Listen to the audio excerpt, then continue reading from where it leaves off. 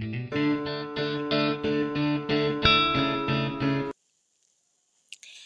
evening, students. I hope you are doing well. Sorry for the disturbances because I'm not feeling well, so I'm not taking the proper classes of yours and uploaded in the YouTube. Sorry for that. But let's start today's session with a particular topic, that is the children with the intellectual challenges, gifted, mentally challenged. Mentally challenged is also known as mentally retardedness, जिसका already एक video आपके पास होगा जो मैंने submit क्या था आपको एक नोट्स के थ्रू एंड इंफॉर्मेशन के अकॉर्डिंग मैंने आपको प्रोवाइड भी किया था इसका वीडियो, तो उसे आप देख सकते हैं। उसका बहुत अच्छे से एक्सप्लेन किया गया है उसमें। एंड जो आपका छूट गया है इस टॉपिक में से लर्निंग डिफिकल्टीज हम लोग उसमें कंप्लीट कर चुके हैं, तो यहाँ पे ओनली गिफ्टेड एंड ऑटिज्म ये दो टॉपिक छूट गया है। तो यहाँ पे ना 2.3 में मेंशन है एंड यूनिट 3 में इसका आइडेंटिफिकेशन असेसमेंट प्रोसेस है। तो यहाँ पे आपको कंसेप्ट, कैरेक्टरिस्टिक्स एंड क्या बोला जाता है, इसका डेफिनेशन एंड कैरेक्टरिस्टिक्स को मोस्टली डिफाइन किया गया है। उसके बाद का जो पॉइंट मैंने ऐड किया है वो यूनिट 3 से है। तो एट ए टाइम प्रिपेयर करिए दो दो लॉन्ग क्वेश्चन के लिए। बहुत सारे लॉन्ग क्वेश्चन हो गए 40 मार्क्स के अकॉर्डिंग। इफ आप स्किप करना चाहते हो तो ये पार्ट स्किप मत करो, बिकॉज ये सारे इजी इजी पार्ट्स हैं। इसको एक बार पढ़ लेने से सीटेट ओटेट में बहुत ज़्यादा ही काम आएगा। जो अदर टीईटी एग्जाम्स है उसमें भी काम आएगा, यूपीटीईटी हो, एसटीईटी हो, जो भी है उसमें बहुत काम आने वाला है, तो उसको मत छोड़ो। बाकी आपका जुवेनाइल जो डेलिक्वेंसी है या फिर जो बच्चों को इश्यूज आते हैं उसको रिलेटेड करके जो है उसको एज अ शॉर्ट पढ़ सकते हो, लॉन्ग में आप स्किप कर सकते हो, चलेगा, कोई इशू नहीं है। So let's start today's class with the topic intellectual challenge. So first of all ना हम लोग इंटेलेक्चुअल डिजाबिलिटी का मतलब क्या होता है वो समझते हैं। इंट्रोडक्शन थोड़ा सा देंगे। The term intellectual disability refers to the lower the capacity और ability of the brain. Simple words में बोला जाए तो इंटेलेक्चुअल दैट मीन्स होता है कॉग्निटिव और द नॉलेज बेस्ड, और ब्रेन रिलेटेड अगर हम लोग ब्रेन के प्रॉब्लम को दिखाते हैं, डिजाबिलिटीज को दिखाते हैं, दैट मीन्स ब्रेन का कैपेबिलिटीज को हमने लूज किया या फिर हमने रिड्यूस किया, वही पॉइंट को यहाँ पे मेंशन किया गया है। ठीक है। आफ्टर दैट इस पॉइंट में क्या होगा, इफ एक बच्चा मेंटली वीक होगा दैट मीन्स उसका लर्निंग एबिलिटी भी वीक होगा एंड सम मेंटल फंक्शनिंग, जो नॉर्मल फंक्शनिंग होता है ब्रेन का, वो भी वीक हो जाएगा। इतना आप लिख देना कि mental disability or the intellectual disability mean issues in the brain or doesn't able to get proper skills or develop proper skill or normal functioning of the brain। तो इतना मेंशन करते हुए एग्जांपल मेंशन कर सकते हो learning issue, ठीक है, communication issue और the learning issue. Next point, हम नेक्स्ट पॉइंट पे मूव करेंगे फटाफट। यहाँ पे देख लो कि that is there are different categories comprising the intellectual exceptional childs. बहुत सारे इंटेलेक्चुअल एक्सेप्शनल चाइल्ड्स हैं, that is the gifted children, mentally challenged, autism and learning difficulties. तो इसमें से मेंटली चैलेंज जो है आपका ऑलरेडी हमने मेंटल रिटार्डेशन के अकॉर्डिंग पढ़ा है। लर्निंग डिफिकल्टीज भी ऑलमोस्ट सेम है, एलडी आप देख सकते हो, उसका पूरा डिटेल देख लेना। गिफ्टेड चिल्ड्रन एंड ऑटिज्म में ऑटिज्म थोड़ा सा ज़्यादा इंपॉर्टेंट है, तो ऑटिज्म को फोकस करो क्योंकि उससे क्वेश्चंस भी आते हैं फ्यूचर में। डायरेक्टली अभी जाएंगे हम गिफ्टेड चिल्ड्रन में। गिफ्टेड चिल्ड्रन क्या होता है, just like the term giftedness has been identified by the psychologists in the various ways। बहुत सारे साइकोलॉजिस्ट ने बहुत वेज से इसको मेंशन किया है। सो दैट इज, अगर मैं बोलूँ कि ये गिफ्टेडनेस मतलब होता है इंटेलिजेंट क्वेश्चन के अकॉर्डिंग देखे तो ये सारे सुपेरियर होते हैं। दैट मीन्स 130, 120 और 130 प्लस 140 ऐसा उनका आईक्यू लेवल होता है, वो बहुत ज़्यादा ही एफिशिएंट होते हैं, तो उनको हम बोलते हैं gifted children, right. Then next point पे हम मेंशन करने जा रहे हैं, दैट इज आईक्यू के ऊपर। डेफिनेशन ऑफ गिफ्टेड चिल्ड्रन, सिर्फ समझने के लिए पढ़ो, अदरवाइज आपको पूरा नहीं लिखना है, आपको सिर्फ समझने के लिए जानना है, ठीक है। So according to Witty gifted children are those whose performance is insistently remarkable in music, arts and social leadership and other forms of expression। जिनका म्यूज़िक, आर्ट और लीडरशिप में, सोशल लीडरशिप में और अदर फॉर्म्स में बहुत ही ज़्यादा अच्छा होता है जिनका फंक्शन, तो उसको हम बोलते हैं क्या, दैट इज गिफ्टेड चिल्ड्रन, मतलब वो टैलेंटेड स्टूडेंट्स होते हैं एवरी वे से। अभी कैरेक्टरिस्टिक्स ऑफ गिफ्टेड चिल्ड्रन देख लो। Gifted child is one who shows remarkable and outstanding performance in any worthwhile task, मतलब कोई भी टास्क पकड़ लो उसमें वो अच्छा परफॉर्म करता है। Number 2, he possesses a superior central nervous system, मतलब high degree of intellectual creative and imagination ability.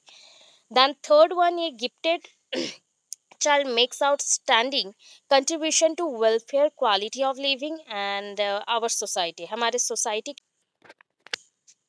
Then next point में आते हैं इंटेलेक्चुअल, वो क्रिएटिव हो गया, इमेजिनेशन, उसका वेलफेयर की तरफ और क्वालिटी ऑफ लिविंग की तरफ बहुत ज़्यादा ही उसका कंट्रीब्यूशन रहेगा। वो एक प्रॉब्लम सॉल्वर होगा, अच्छा प्रॉब्लम सॉल्वर, इनोवेटर, इवालुएटर, जो कल्चर एजुकेशनल एक्सपीरियंसेस को लेके वर्क करेगा। Then he shows creative and productive thinking, उसका जनरल इंटेलेक्चुअल एबिलिटी बहुत ज़्यादा होगा, स्पेसिफिक एकेडमिक एप्टीट्यूड अच्छा होगा, लीडरशिप एबिलिटी होगा, विजुअल एंड परफॉर्मेंस आर्ट में वो अच्छा होगा, साइकोमोटर एबिलिटी अच्छा होगा। और ज़्यादा मत लिखो, उतना ज़्यादा काफ़ी है। So the following characteristics gifted are essential to mention, essential बोला गया है बट इम्पॉर्टेंट नहीं है, बिकॉज हमने पहले ही मेंशन कर दिया। इफ ए लॉन्ग क्वेश्चन के अकॉर्डिंग आता है दैन हमें मेंशन करना है, otherwise as a short question हमें थोड़ा थोड़ा एक्सप्लेन कर देना है एंड छोड़ देना है। तो यहाँ पे मेंशन किया गया है एवरी कैरेक्टर के अकॉर्डिंग। फर्स्ट कैरेक्टरिस्टिक्स है फिजिकल कैरेक्टरिस्टिक्स। फिजिकल कैरेक्टरिस्टिक्स में बच्चा कैसा होगा, that is a gifted children है, तो उसका standard physical and general health के अकॉर्डिंग, नॉर्मल चाइल्ड के अकॉर्डिंग वो बेटर परफॉर्म करेगा, वो अच्छा कोऑर्डिनेटर होगा, that is a good coordinator. Muscular control अच्छा है, गुड पर्सनालिटी होगा, ये है फिजिकल अपीयरेंस में। मेंटल कैरेक्टरिस्टिक्स में मैंने बोला था इनका आईक्यू 140 होगा या एबव 120 भी बोल सकते हो। इनका वर्ड कैरिंग कैपेसिटी, इनका बोलने का कैपेसिटी, इजीली समझाने का कैपेसिटी, कॉग्निटिव लेवल, कोई चीज़ को समझना है, क्रिएटिव चिल्ड्रन बनना है, जो भी इनके आइडियाज़ हैं सब कुछ पॉजिटिव में आएगा।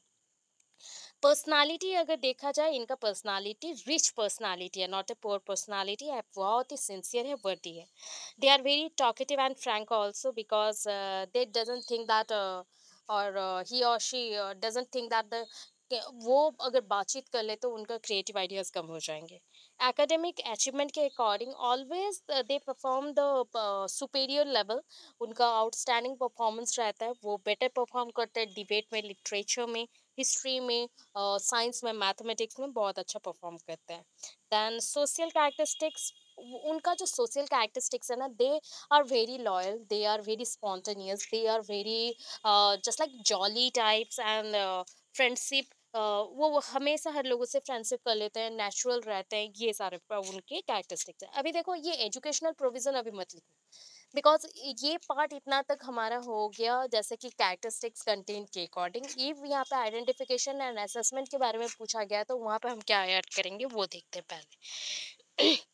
सो देखो यहाँ पे देखो मैंने मेंशन कर दिया एनी 5, तो गिफ्टेड चिल्ड्रन का एनी 5 टाइप का टेस्ट होगा। तो पहला टेस्ट है सबसे इम्पॉर्टेंट, एक टर्म भी मैं बोलती हूँ, दैट इज WISC, विस्क, विस्क बोल सकते हो, दैट इज विक्स टेस्ट। ये इंटेलिजेंस टेस्ट है, ये इंटेलिजेंट क्वेश्चन के अकॉर्डिंग होता है।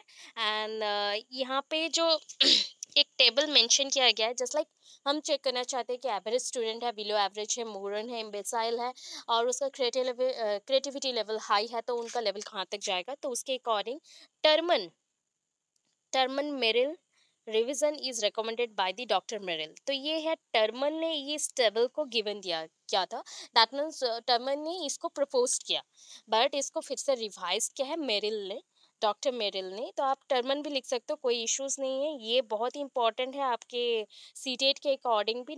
1 मार्क तो यहाँ से जरूर आते हैं। आप ना हमेशा जब भी जब भी याद रखो, ये 0 से स्टार्ट करना, 0 से बेटर होता है 0 से स्टार्ट करना। तो आप क्या करोगे, यहाँ पे लास्ट जो पॉइंट है उसको आप रिमेम्बर करना स्टार्ट करना, दैट इज 0 to 24, 0 to 24। कुछ कुछ बुक्स में ये 0 to 25 भी मेंशन है, ये 0 to 24 है, that is 10th number point से स्टार्ट हुआ। ये देखो कैसे काउंटिंग होगा, 0 to 24 एक ले लो, 25 से 49, ठीक है, 49 से अभी उसके बाद 50 से 59 में रख लो, 60 से 69, 70 से 79, 80 से 89, 90 से 109 एंड 109 से 119, 119 के बाद 120, 120 से 139, 140 से 169। तो इसको फिर से हम लोग चलते करते हैं। तो ये पॉइंट है दैट इज 0 to 24, ये आगे इडियट्स। ठीक है, अभी पहले याद रखने के लिए मैं बोल दूं, ये दोनों ना आप एट अ टाइम कंबाइन कर लेना, दैट इज 50 to 69, 50 to 69। ये एक्चुअली एक लैटिन टर्म से आया था, मोरेन। तो ये इसको अभी बोला गया मोरोन। ठीक है, सिंपली हम लोग बोलते हैं मोरोन, बट लैटिन टर्म में इसको मोरेन बोलता है। तो इडियट, इडियट में यहाँ पे मेंशन है 0 to 24। आप काउंटिंग जानते हो, नीचे से ऊपर जाना है, 0 to 24 आपको इडियट में रखा गया। ठीक है, 25 से आप देखो 25 से काउंट कर लो 49। ठीक है, 25 से 49 ये हो गया। इडियट से ऊपर जाना इम्बेसाइल, इम्बेसाइल। अभी देखो उसके ऊपर जाना है तो 50 से काउंट करो 69 तक, मैंने आपको बोला मोरोन। देन उसके ऊपर थोड़ा सा आप जाओगे बॉर्डर लाइन डिफेक्टिव, थोड़ा थोड़ा जो डिफेक्ट्स उसमें है जिसको हम करेक्शन कर सकते हैं, 70 to 79। अभी उससे ऊपर 70 के बाद 80 आ गया, 79 के बाद 80 से 89 लो एवरेज, लो एवरेज। ठीक है, मतलब बिलो एवरेज बोल सकते हो। फिर उसके ऊपर 90, 90 इज द एवरेज पॉइंट, 90 से 109 एवरेज होता है। अभी एवरेज से ऊपर जितना है हायर एवरेज, सो 110 से 119 हायर एवरेज, हायर एवरेज से सुपेरियर 120 टू 139। उससे ऊपर वेरी सुपीरियर जो कि गिफ्टेड चाइल्ड है 140 टू 169। ऐसे याद रखना है। ठीक है, सो ये एक टेस्ट है जो किया जाता है। देन आता है स्कॉलास्टिक, स्कॉलास्टिक अचीवमेंट टेस्ट। जो अचीवमेंट टेस्ट किया जाता है वो डायग्नाइज करने के लिए बच्चों के परफॉर्मेंस को, बच्चा वीक है क्या नहीं है, ये स्कूल सब्जेक्ट्स के अकॉर्डिंग होता है, कॉग्निटिव लेवल्स को चेक करते हुए। अभी देखो ऑब्जर्वेशन, ऑलरेडी थर्ड सेम में आपने बहुत कुछ पढ़ा हुआ है। Observation, that is observation, the intelligence test and the achievement test sometimes fail to measure the creativity level. बच्चों का क्रिएटिविटी लेवल को ये फेल हो जाता है। देन हमें चूज करना पड़ता है वन टाइप ऑफ ऐसा मतलब प्रोसेस जिसके थ्रू बच्चा का कोई भी जो क्रिएटिव आइडियाज है वो छूटे ना, दैट इज अ ऑब्जर्वेशन, जिसके थ्रू आप बच्चा का हर एक पॉइंट को आप चेक कर सकते हो एंड वो किस चीज में बहुत लीडरशिप कैरेक्टर शो करता है आप देख सकते हैं। तो दैट इज ऑब्जर्वेशन शेड्यूल और ऑब्जर्वेशन। देन आता है क्यूमुलेटिव रिकॉर्ड कार्ड्स। क्यूमुलेटिव क्या होता है ना, additional, that is a addition based. आज आपका परफॉर्मेंस जो हुआ, कल आपका परफॉर्मेंस जो था, दोनों ऐड हो गया। तीसरे दिन जो आपका हुआ वो भी ऐड हो गया। फोर्थ डे आपका जो रिजल्ट आया वो ऐड हो गया। तो ये हो गया cumulative. So at the end of the session और at the end of the course ये सो होता है।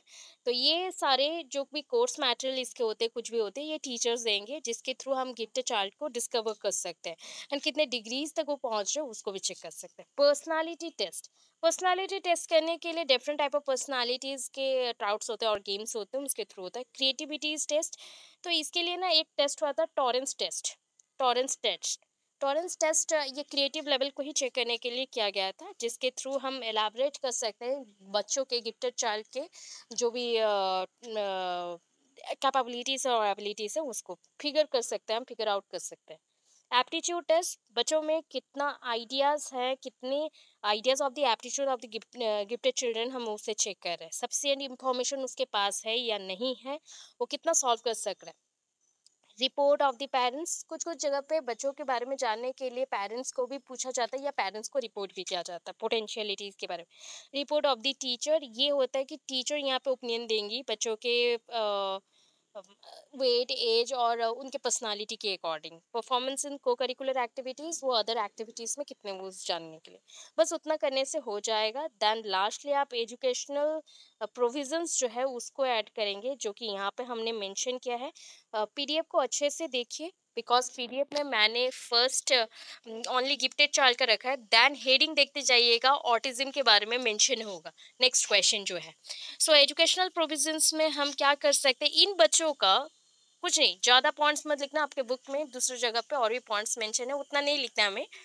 नॉर्मली इनको हम स्पेशल एक्टिविटीज़ में डालते हैं because they are very gifted, their ideology, their thinking, their creativity are very strong, so that उनको early stage में education में डालना, early admission provision, quick promotion देना, नॉन ग्रेडेड क्लास में डालना, एक्स्ट्रा कोर्सेज अवेलेबिलिटी कराना, बच्चों को रिसर्च में डालना, बच्चों का क्रिएटिविटी लेवल को इंक्रीज करना, इतना पॉइंट्स है। एंड ये गोल्डबर्ग एंड टर्मन ने मेंशन किया था। बच्चों के क्रिएटिविटीज़ को एक्सेलरेट करने के लिए। हो गया। अभी इसके बाद हम नेक्स्ट पॉइंट पे चलेंगे, that is the autism. Autism, इसको एएसडी भी हम मेंशन करते हैं, that is called autism spectrum disorder. Autism spectrum disorder, spectrum means इसके बहुत सारे डिग्रीज होते हैं, सो दैट इसको स्पेक्ट्रम बोला गया है। स्पेक्ट्रम हम लोग नॉर्मली फिजिक्स में पढ़ते थे स्पेक्ट्रम, और स्पेक्ट्रल लाइट्स और द स्पेक्ट्रल रेज, ये क्या होता है, डिफरेंट वेलोसिटीज में जो लाइट्स आते हैं वो एक अरेंजमेंट शो कर लेते हैं, एंड वन बाई वन ये एक एक को हम काउंटिंग करते हैं, सो दैट इसको मेंशन किया जाता है स्पेक्ट्रम। तो वैसे इसके डिग्रीज को हमने यहाँ पे स्पेक्ट्रम बोला है, ठीक है। डिफरेंट डिग्रीज में होता है ये, बिफोर द एज ऑफ 3 ये स्टार्ट हो जाता है। एंड नॉर्मली इसके इश्यूज क्या है वो बोलेंगे। Autism is a life long developmental disability, ये लाइफ लॉन्ग डेवलपमेंटल डिजाबिलिटी है। इस पे क्या इफेक्ट होता है, specially verbal and non verbal communication and social interaction, and generally extend before the age of 3। मतलब ये एडवांसली इफेक्ट करता है एजुकेशनल परफॉर्मेंस को, एंड इसको हम एएसडी इसलिए बोलते हैं, ठीक है। बहुत सारे इसके इश्यूज हैं। अगर डेफिनेशन देखते हैं तो आपका ना नेशनल ट्रस्ट एक्ट एक है, जैसे कि आरटी है, राइट टू एजुकेशन एक्ट है, वैसे ही आपका नेशनल ट्रस्ट एक्ट 1999 है, ठीक है। उसके according autism, cerebral palsy, mental retardness and multiple disabilities, autism, cerebral palsy, mental retardness और mental retardation and multiple disabilities, ये चारों को हमने एक्ट कर दिया नेशनल ट्रस्ट एक्ट में। उसके अकॉर्डिंग इन बच्चों को हमें डिफाइन करना है, ये condition of uneven skill development primarily affecting the communication and social abilities. मतलब देखो, बच्चा का डेवलपमेंट होना था, मैं अगर एक परसेंटेज का चार्ट बनाती हूँ, ओके, सो यहाँ पे देख सकते हैं, मैं थोड़ा सा ब्रॉड कर देती हूँ।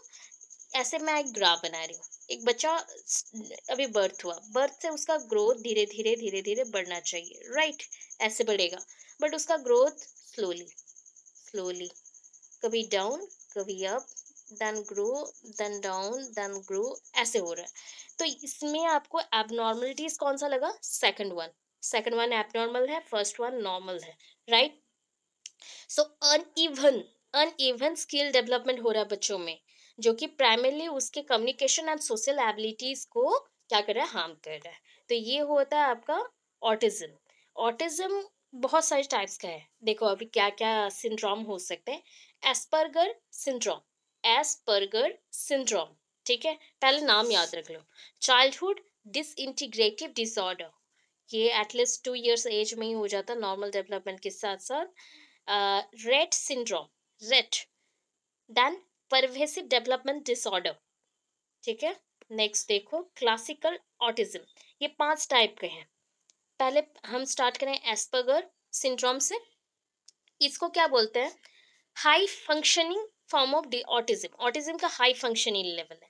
यहाँ पे इंटरेक्शन सोशली और रिपीट बिहेवियर और क्लमजीनेस शो होता है। मतलब हम जो इंटरेक्ट करते हैं सोसाइटी में, उसमें इश्यूज आ गए, रिपीटेशन, बच्चा एक ही तरह का बात बोल रहा है, रिपीट कर रहा है, रिपीट कर रहा है, रिपीट कर रहा है, तो इसमें इशू हो गया, क्लमजीनेस आ गया। ये है एस्पार्गर, हाँ, एस्पार्गर सिंड्रोम। आप अपने बच्चों को भी आइडेंटिफाई कर सकते हैं इसके थ्रू। एंड ये एक मोस्ट ऑफ दी एक इम्पॉर्टेंट चीज़ है जिसके थ्रू हम लोग क्लासरूम में भी बच्चों को आइडेंटिफाई कर सकते हैं कि किन बच्चों को स्पेशल नीड्स हैं, या फिर कौन से बच्चों को आपको स्पेशल केयर करना है।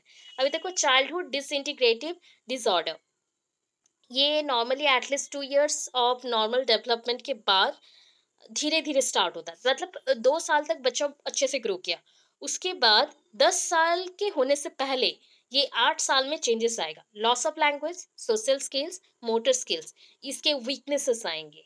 ये चाइल्डहुड डिसइंटीग्रेटिव डिसऑर्डर है। रेट सिंड्रोम, रेट सिंड्रोम ये नर्वस सिस्टम में ही इशू करता है। नर्वस सिस्टम से इशू होने के बाद स्पेशली आपके जो लैंग्वेज एक्सप्रेशन है और हैंड यूज है वो दोनों सेपरेट हो जाते हैं, एंड उसका यूज नहीं होता। एंड स्पेशली ये प्रीडोमिनेंटली अफेक्ट करता है फीमेल्स को। दैन देखो नेक्स्ट आया नंबर 4, परवेसिव डेवलपमेंटल डिसऑर्डर। इसमें क्या होता है, it refers to a group of condition that involves delay in the development of many basic skill. Most probably ये क्या होता है, मोस्ट प्रोबेबली आपका बेसिक जो स्किल्स है सोसाइटी में कम्युनिकेट करने के लिए, स्किल सीखने के लिए और इमेजिनेशन करने, उनमें वीकनेस आएगा। ये कोई पर्टिकुलर एज पीरियड मेंशन नहीं है। Lastly, classical autism. Classical autism, it is one kind of developmental disorder characteristics by or characterized by the communication and social challenges. Unusual behaviour होता है एंड इसमें मतलब सोसाइटी में इंटरेक्शन करने में और लर्निंग स्किल को सीखने में, कम्युनिकेशन स्किल को सीखने में थोड़े से वीकनेसेस आते हैं। इसके स्पेक्ट्रम थोड़े कम होते हैं, इंटरेस्ट बच्चों में कम आता है। इसके कैरेक्टरिस्टिक्स में देखो, जितना बोलूं उतना मेंशन करिएगा, बहुत ज़्यादा कैरेक्टरिस्टिक्स है। जो जो आपको मेंशन करने बोलूं उतना करो। नो आई कांटेक्ट, आपको ये हेडिंग नहीं लिखना है, आप डायरेक्ट लिखेंगे पॉइंट्स को 1 2 3 4 करके, इसी में ही पेजेस कवर होंगे। No eye contact, no initiating social interaction, difficulty in understanding group interaction, एक दूसरे के साथ बात नहीं कर पाते ग्रुप में, प्रेफर लोनलीनेस, अकेला रहना पसंद करते हैं। नेक्स्ट देखो कौन सा टिक किया गया है, ये दोनों ही है 5 6। Unable to understand the feelings of others, सबका फीलिंग्स नहीं समझ पाते। टॉक्स एक्सेसिवली अबाउट वन और टू टॉपिक्स, एक ही चीज को दोहराते रहते रिपीटेडली।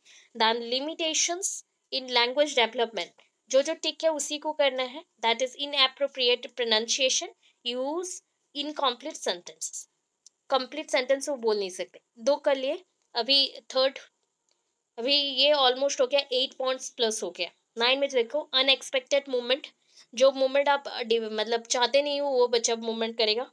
डेवलपमेंटल लैग इन ग्रॉस मोटर स्किल, देखो मतलब तो क्या होता है ना, कभी कभी रेस्ट पीरियड में बच्चा चला जाता है। जब उसका खेलने कूदने का टाइम है, वो रेस्ट करना स्टार्ट करेगा, वो वीकनेसेस दिखाएगा, वो ग्रो नहीं कर पाएगा, ये सारे हैं।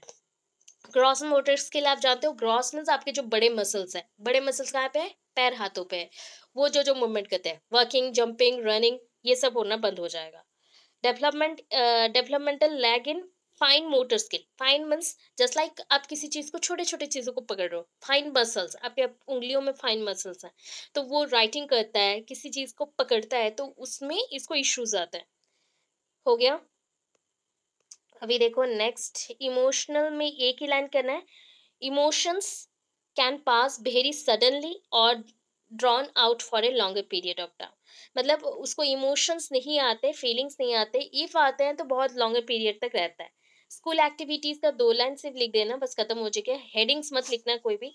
Short span of attention, school में कभी भी अटेंशन नहीं रहता उसका, बच्चों का। एक्सपेक्ट हम जो करते हैं, दैट मीन्स एक्सपेक्टेशनली, हो गया। High skills in some areas, किसी स्किल्स में एक्सपेक्ट जितना करे हो एक्सपेक्टेशनली, वो बहुत अच्छा रहेगा, तो किसी चीज़ में वो बहुत बुरा रहेगा।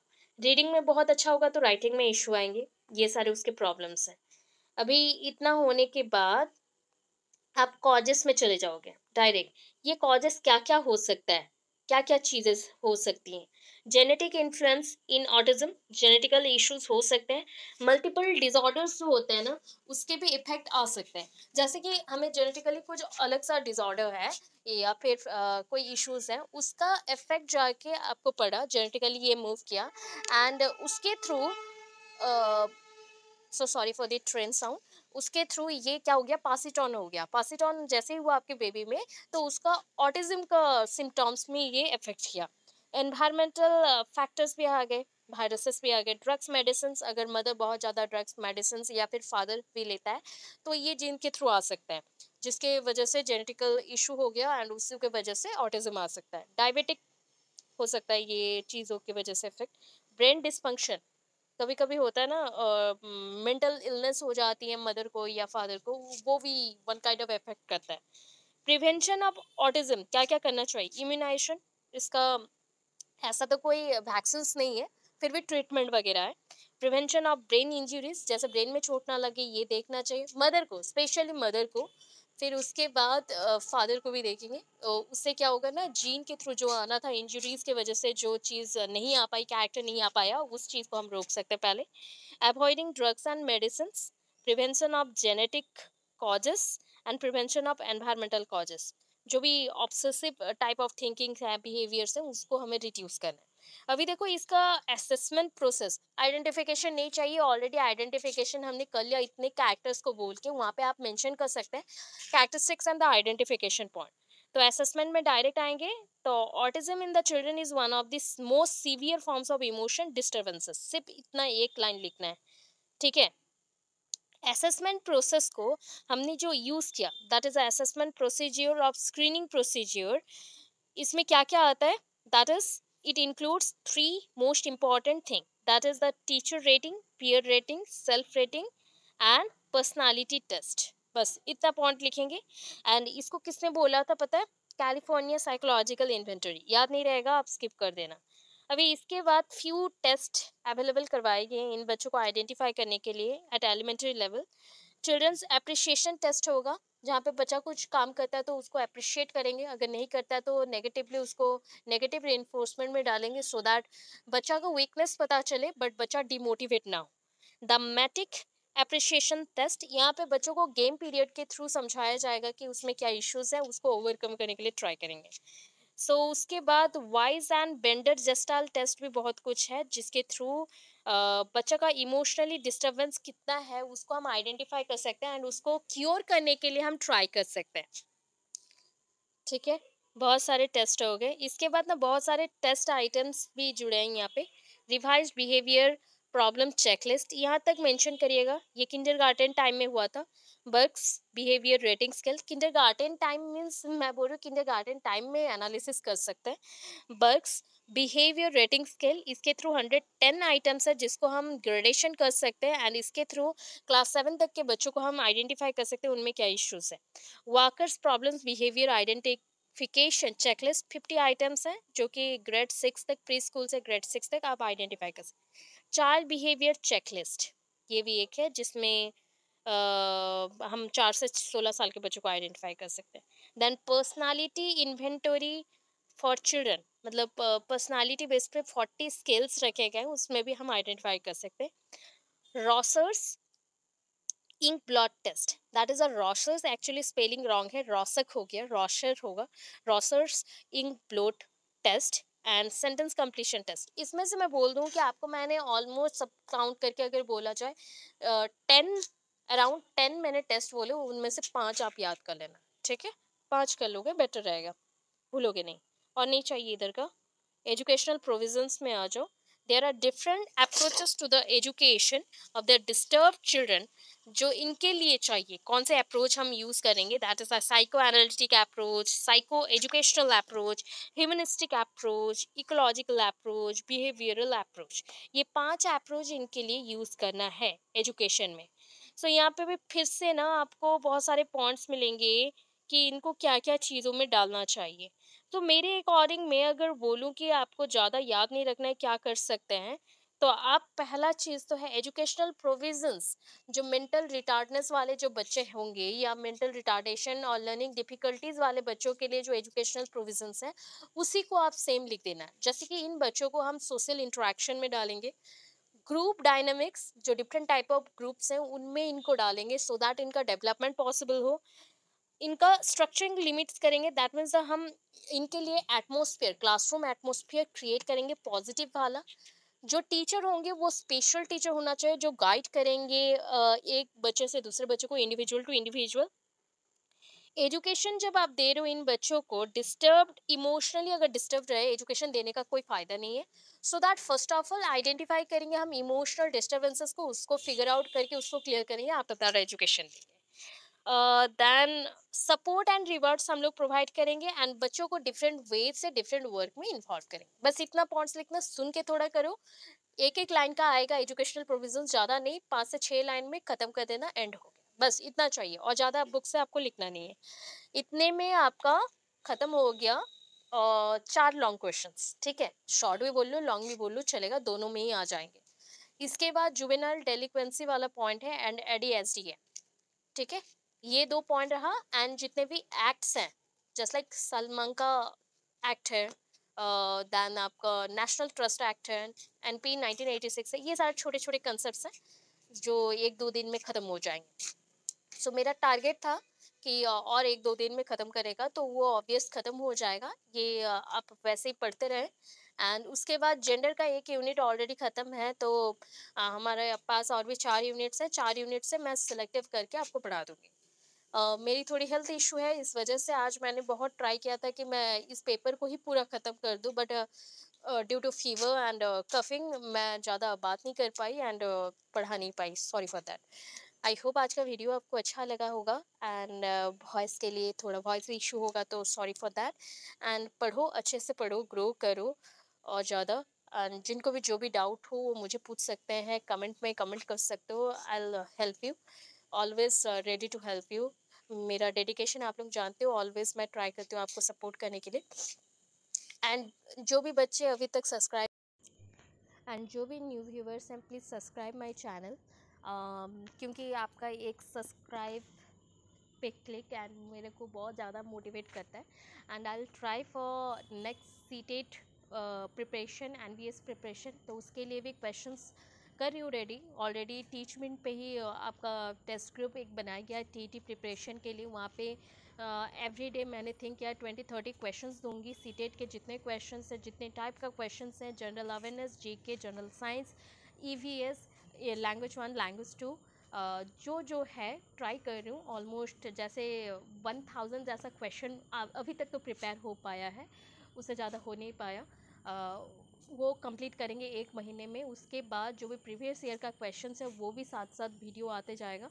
So hope for the best and good luck for your examination. Always मैं बोलती हूँ पढ़ाई करते रहो।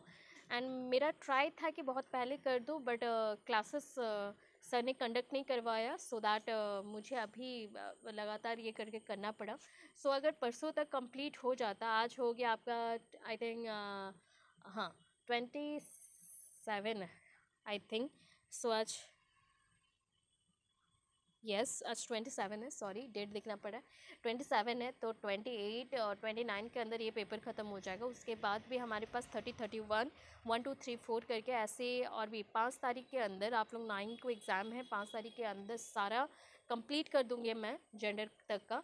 एंड ईवीएस का जो टॉपिक नहीं आ रहा है, जो मेनली जो टॉपिक नहीं आ रहा है, मुझे प्लीज़ कमेंट बॉक्स में कर दो, मैं आप लोगों को वो टॉपिक पढ़ा दूँगी ताकि आप लोग सुन के उसको याद रख सको एंड ईजिली कर सको। Thank you so much.